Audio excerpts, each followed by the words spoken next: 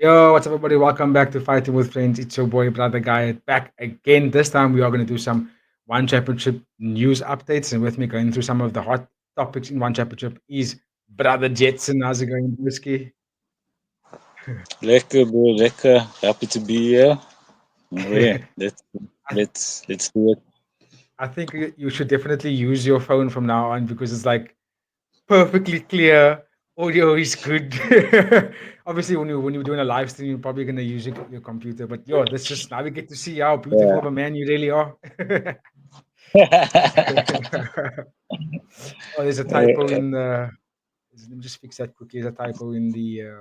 Ticker tape. Anyway, so Jedi, we're here to do some One Championship news updates, right?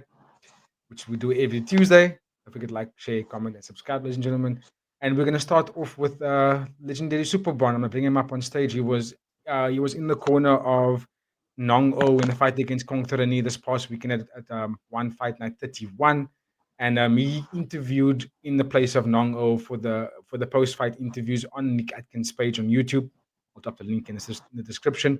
Nongo was going through some stitches and whatnot. The post fight assessment for the doctors. That's why he couldn't make the post fight interview. And yeah, he had some cool things to say. So I'm going to play the interview a little bit, and then myself and Jedi will give our takes on this. On what he had to say. So Jedi, I'm going to play it for us. Let me know if you can hear. Okay. So if you talk about the fight, it's too big for him. Absolutely. Yeah. Do you think he now fights for the title against Rotang, the vacant belt? Yeah, I think it should be fun fight too. Like good. Sorry, can you hear anything? Yeah, no, it's good. Okay, so just to give some context there, Nick Atkin asked him about if Nongo should fight Rodtang for the vacant flyweight title.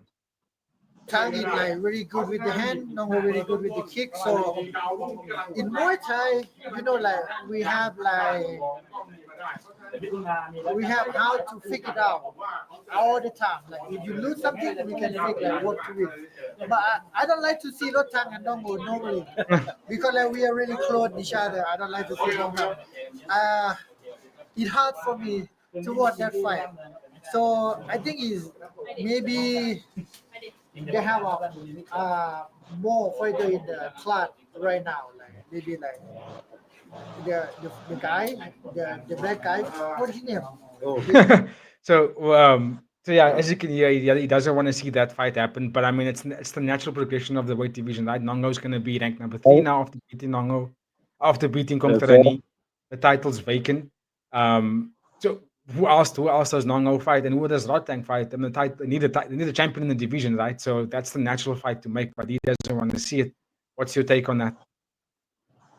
I mean that it has to happen. Otherwise, what are they doing this for? You know what I mean? Guys have to face each other, They just even have to if fight. they know each other or not. Yeah, and I Just like completely agree. if it comes to circumstances where Ratang has to face Nabil, then he probably has to do it. You know what I mean? It's not like Mm, okay because they're friends now they can't yeah, face each other. That's a bit yeah. weird. Yeah, Gordon, it just has you to have to happen. fight. Yeah, you just have to fight. If that's the person that's in your division, you can't avoid it. And so what what Yeah, what what Superbon was saying after this, he was querying about the Estupinan twins because it's the same weight division as them, and the one Estupinan brother he's ranked number 5 in the division. So you know what I mean. So he's kind of saying that there's some young talent that can come up and basically take on, okay, but okay. that doesn't mean that Nongo shouldn't fight for the title if you be in it. You can't avoid it. you know. But I'm going to Mm, move it forward just a little bit where he gets questioned about the Kongtorani and the rematch, if they should do a trilogy. And in our recap, excuse me, when myself and Eddie did the recap for that event, One Fight Night 31, Eddie asked me the question of if we should see a trilogy between the two of them, Nongo and Kongtorani, or what. So I said, I don't think we should see a trilogy unless it's for the title, purely based on yeah, purely based on yeah. that it was a close match the first one, but the second one Nongo was quite far ahead. He got dropped in that second round, which potentially could have made it a 10-8 round, but he didn't get dropped. He stood up and he fought back, and he actually out and out won the third round as well. So he clearly won first and third. and it Yeah, was a I'm kind of surprised. win where it was kind of a dominant win if you think about it. So, and if you think about his age, at 38, 39 years old almost, you kind of want to, while he's still hot in this division right now, you kind of want to use him before he doesn't have anything left. Let him go for that Mm, title run against Rodtang. Kongtan, he's only 27 years old. He could still potentially come back. He's a very good fighter. He's on that, he's on the cusp of being in that level. But a trilogy fight wouldn't necessarily make a good deal for the division right now, considering that they fought twice. It's 1-1. Let Nongo get the title against Rodtang. And if he wins it, then you can maybe have Kongtan. And if he still does well, he can definitely come back and fight for the title. But right now, I don't think it makes sense. And then this is what Superbon had to say. Let's just go quickly. Young, he fight before today. Oh, Yeah, I Uh, did. I'm gonna, I, yeah. what about trilogy with yeah. Contorni? They're 1-1 now. Could you see that happen? Again, Kong Torani. Yeah. I think this fight is a bit far because he win a lot. If you see the fight, I think it's not gonna happen again three because like I think Nong will win a lot in this fight. If we look back, if he don't get Yeah, the second round. yeah, so the fight is clearly win. Yeah. So I think It's it's not finished. gonna happen. Yeah, it's Okay. finished. What do you make of that? Um, yeah, I see his point, but uh, I thought they fought twice already. This No, that was was the the second. trilogy. No, this was the Oh, okay. second fight. Yeah. Okay. Um, damn. I mean, it depends. What makes sense because Rotang's technically not injured or anything. He can No. go. He's go. Um, yeah, they must see what makes sense. I would like to see him face Rotang just Mm, because I think man deserves a belt. Um, but yeah, look, Nono fought like a warrior. He yeah. fought like a warrior in that fight, and it would be kind of a bit unfair not to give him a title shot. You know what I mean? After Mm, the performance that he had. So yeah, but it would also be cool to see them go again because yeah. you can see these oaks put on a performance every time they come out. Um, and yeah, the True. first fight was fun. Second fight was also fun. I'm sure the trilogy will also be a banger. Mm, So yeah, either way. But I think let's go with the title shot yes. against Rotang because what else is Rotang gonna do? You know what I mean? He's just like kind of just chilling and waiting for like super fights. You know Yes. what I mean? That's it, That yeah. these buzzing super fights. So it has to make sense for him, or they have to Yes. pay him enough to take this title fight. But I mean, it's a title fight. Right now, he's beltless. He's not a champion at the moment, so he doesn't need more of an incentive than that. And then if he gets that title against Nongo, it opens up doors again, like he did. Because what one championship wanted to do was they wanted to make him fight Jonathan Agadi again on the Denver card, which was going to be in August, but that was moved now to it's going to be next year because of Okay. injuries to the fighters that was going to fight on the card, and they couldn't find proper replacements. So now they're not going to fight that fight. So I don't know if they're still going to fight this year, but that was what John Championship was going to create or going to do, was going to make him fight Haggerty, and that was going to be bantamweight, which was going to be a waste now for the flyweight division again. So Mm, yeah, I think now that the Denver card is moved, it's a blessing in disguise because now we can actually see Rodtang have no choice now but to make that flyweight run again and go for that title. So make him fight Nongo. Anyway, let's move on a little bit now, Jedi, to the next yeah. part of one because he gets questioned here now. So let's with the Masaaki Noiri fight, which is more news dedicated to Superbon because that he's still the champion in that division when it comes to kickboxing. So let's go.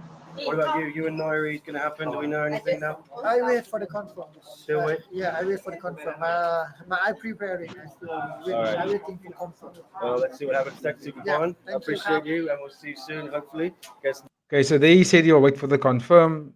He's basically waiting for the contract, and then our boy Tetsuya on Twitter put this out moments. Well, I think it was yesterday, May 5th. Superbon says the fight offer has already been sent out with possible dates in June or July. He's already started to preparation for the fight against Noiri, whose style he says is very similar to your guy Marat Grigorian. So what do you make of that, Jada? Um, yeah, look, I can clearly tell that those kickboxing, they're in the welterweights there.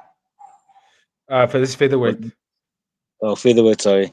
Um, it's very competitive and it's very open, Oh, and there's a lot of good guys hunting for this belt. So yeah. if he's the champ, he needs to, not duck anyone, and that's cool about him. He's like not ducking any O's. He knows that Taiwan Chai and that Japanese dude is knocking on his door. You know what I mean? So Yeah. yeah, it's gonna be good to see what happens there. Yeah, I'm excited about it, bro. Especially that it's going to be as early as June and July. We don't have to wait until later in the year. It's just Mm, maybe mm. just like 3 months away from where we're at right now in the month of May. And what do you make of the? Because he's talking about Masaaki Noiri, who beat Tawan Chai. So he's the current interim featherweight champion. Superbon's the current Yeah, yeah, champion, right? yeah. So he's the statement here where he's talking about. Oh wait, I didn't bring it up on screen. That is so silly of me. Oh my gosh. Right, there we go. That's what I read out to everybody. That's the post. It's on Twitter. What do you make of the statement where he's talking about Masaki Noiri style similar to Marat Grigorian, who Superbon beat last in kickboxing? Um, yeah, the dude does look very kind of box heavy. He doesn't throw many kicks. Um, However, when you looked at him versus Taiwan Chai, he was very box heavy. He wasn't throwing any kicks. You know what I Who mean? So was it's a bit weird. I think obviously styles make fights, yeah. and yeah, we'll see what happens there. He might be right. I mean, he's the champ, but we'll see. We'll see, bro. Style make Yeah. fights, and like I say, in this weight, there's a lot of good guys coming forward. There's like no clear standout dude. You know what I mean? So Mhm. we must see what happens. Is what Yeah, I say. I think it's a very stacked division, both the Muay Thai and the kickboxing in terms of featherweight. I think Yeah, the current moment where kickboxing is looking in one championship, any one of those contenders is pretty much one fight away of making for a title. And if you're being honest, when Masaki Noiri only fought 3 times in the one championship and then he got the title. But I mean, he came in with as a champion credential already out of K1. I personally think that the styles are not that similar between Marat Grigorian and Masaaki Noiri. I think Grigorian is boxing heavy, right? Doesn't really throw that many kicks, and he does close the distance, but he throws a lot of body shots. Masaaki Noiri is fighting kickboxing, but he uses a lot of karate, Kyokushin styles when he kicks. So you will teep the yeah. body, you will kick the calf. In fact, a lot of his calf kicks is what actually set up his boxing combinations into how he beat one If you watch the fight back, I watched it back, that fight back 4 times and yeah, his low kicks is what Ramonchai didn't really like in that fight, but it was really making him have a difficult time, and that's why he's Mm. those It was hands. great. He fought really well. I think He fought, he fought fought exceptional, very well, bro. and I think that Superbon in kickboxing will beat Tawanchai. I think he's a better fight. When Muay Thai he loses to Tawanchai every day of the week, but and that for me will make that this matchup against Noiri more intriguing than the Tawanchai one. But yeah, let's see, they must still Mm. sign that contract. And it will be absolutely amazing when we get the announcement. Okay, but for now, Jedi, we are going to move on to some interesting news that came out also this weekend with regards to the One Friday Fights 106, which was last Friday. And there was a fighter on the fight called Chalamdam, which we are familiar with. We've seen him fight before. He beat Patak Nin prior to this fight with devastating low kicks, by the way, like kicked the man's legs out of him. Right? Last week, he lost the fight by Suesat, and Suesat kicked his legs also out of him. But the way he reacted to those low kicks was almost comical to a degree. And I was still watching it with time, and I was like, "Yo, this looks very weird," especially because of the kind of Mm. fighter that he is. So this is what came out of that news. Chalandam faces a lifetime ban from one while his gym, So Bumirit, receives an official warning. Chaladam suffered a leg kick KO loss to Suasat on Friday, leading many fans to suspect that he took a dive. Before I continue, our homie Ziad, right, was in Thailand and he went to go and watch some of the fights in Bangkok. And he says one of the things that they do to tourists is they get you to bet on Thai fighters because you think, okay, that it's in Thailand. How can the Thai fighters lose to anyone that isn't from Yeah, yeah, Thailand? And then what they do is they have the Thai fighters take dives, which obviously makes them, as the bookies keep the money now, basically. So you lose your bets, basically. And I was like, "Yo, is that really true?" And he was like, "Yeah." And I was like, "Yo, that's insane if that's really the case." And it could be some truth in it. And based on this fight, again, we can't show the footage on our pod, but you can definitely go watch the fight. It's on YouTube, and you can actually go and see what they're referring to. And I do kind of see the truth in this. Here we go. So once a fighter steps in the ring, they must understand the importance of giving their best effort. In the case of Chalamdam, his performance did not meet our standards. In fact, there were irregularities that could potentially damage the integrity of the event. I'm not accusing him of fight fixing but his performance clearly did not meet one's standards. Therefore, he will no longer be allowed to fight here for life. As for the Sorbonne Merit gym, they must also take responsibility. If an issue like this happens again, the entire gym could be banned as well. So what do you make of this, Sure. Jirai? I mean, I don't know. Like, sure, but was he? Um, how can they prove that he took a dive? Firstly, and then Mhm. secondly, I mean, they are. It's the organization that can do what they want. Yeah, Clearly, they yeah. felt like he did. Yeah. Well, I will just say this to fight fans, right? And if anyone who has any kind of suspicion for information like this that has been in Thailand, who has watched fights in Thailand, go watch Chalamdam's fights before this fight, and you can kind of see what kind of fighter he is. He's kind of a I take no prisoners kind of fighter. He goes in there and he beats the shit out of you, right? Hard low kicks, hard boxing. Just wants to end the fight. Yo, Sai, what up, Sai? There's my baby boy. So yeah, he goes in kind of hard, right? And he won his fight against Patagnin in the same fashion that he lost this fight. But the way that he responded to the low kicks was almost very comical, man. Like he would take a low kick and then he would like jump and he would jump and like he would. It was like it was strange, man. Like he didn't check any of it, Jedi. He didn't check any low kick. He didn't even defend it. He was just taking it. And I was like, that is completely odd for a fighter like that. So yeah, ladies and Yeah. gentlemen, if you've got anything to say about it, of course, like, share, and comment, and subscribe. The news is out there. It's on Twitter. I'll leave the link in the description of all our updated articles.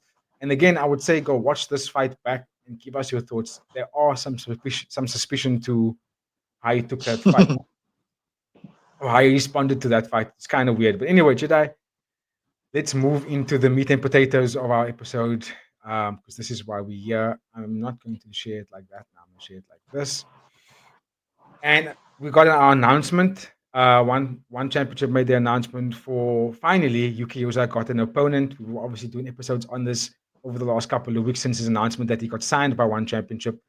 And he's taking on an undefeated fighter in Elbrus Osmanov.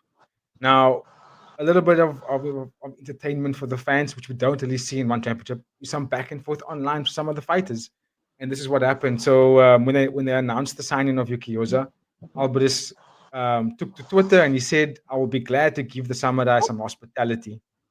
And then Yuki Yoza responded by saying that Usmanov is nothing special, so he didn't really want to take that fight. And then Usmanov responded by saying, "It's going to be the biggest nothing special of your life, little boy." And then since that, they've made the announcement and they made the fight. Super amped. Of course, we know Yuki Yoza is absolutely insane kickboxer, former K-1 Bantamweight champion, just stylized on all his opponents, right? But Osmanov, if you don't know anything about the guy, he's got a nickname of the Samurai, which I think is quite ironic, Yeah. right? Easy. He's 23 years old, right? Fighting out of Russia, fighting out of a very noticeable gym, as we can see at Team Medi Zatut. And this is his record so far on championship. He's undefeated in 6 fights. And he's beaten all his opponents, having one knockout, all of it being by unanimous decision. And Sure. yeah, so I'm going to give you some background on what kind of style he's like today. He's just a pretty much of a typical Russian kickboxer, spinning back first high kicks kind of thing. Yeah. So yeah, what do you make of this matchup that we're going to see on the 23rd of May? Dude, it's gonna be exciting to see. I'm excited to see this Yoza dude. I don't know Usmanov at all, but clearly undefeated sounds very confident. So yeah, I look forward to it. We'll see where they stack up Yeah, I because mean we know the Usmanov. bantamweight very Yeah, talent stack, and yeah, we'll let's see. bring up that bantamweight. Let's bring up that bantamweight quickly for the people. Here we go. So bantamweight kickboxing. Haggerty is the champion. Wairui, Elias Anahachi, Pektanon, Ruki Amakimoto, Superlik. This goes on and on and on and on. So yeah, I'm excited for the fight. I think it's a good matchup because Elbrus Osmanov was pretty much close to making that ranking. Like he was probably going to get a top contender if he wasn't going to get Yuki Yoza. So I think it was a very good fight, very good matchup that they're going to put together. To be honest with you, and I think it's a good test for UK as well. I do think it is going to win the fight. If I'm being honest, I think Osmanov is going to tire out and he's going to be hypnotized by the magician of Yuki Yoza. And yeah, I think one championship, Bantamweight's going to have to look out for potentially new champion. But I mean, Agadi is still a killer. Let's be honest, Agadi is still the top dog of this division. So There's a lot of other guys there. yeah, but it's fascinating. So I think One Championship is producing some exciting times going forward in terms of the kickboxing and Muay Thai divisions. But yeah, Jedi, any final thoughts before we close? No, no, they're doing some good things. I don't know about the band of that Chalamdam. Yeah, Very weird. Look forward to Superbon defending his title yeah. against the Chinese dude. And yeah, we'll see what happens further on. Yeah, no, me too. Very exciting times ahead, and also, yeah, that life ban is a massive ban because I mean, it's not like you was doping or anything. That's like you are match fixing. So that's pretty. Excuse me, that's pretty bad Yeah. for the sport.